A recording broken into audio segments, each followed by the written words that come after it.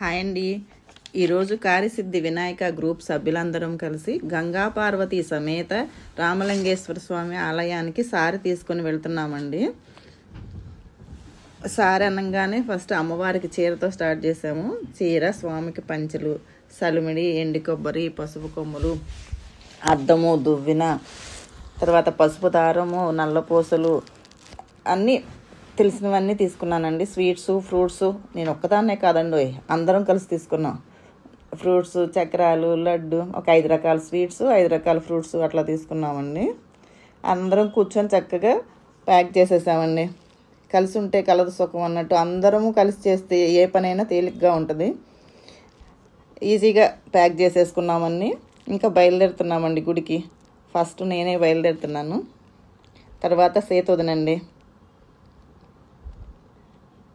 తర్వాత రాణి వదిన,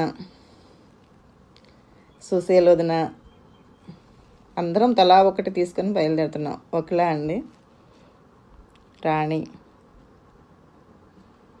పదండి, అందరూ ముందుకు జరగండి. యామిని, శిరీష,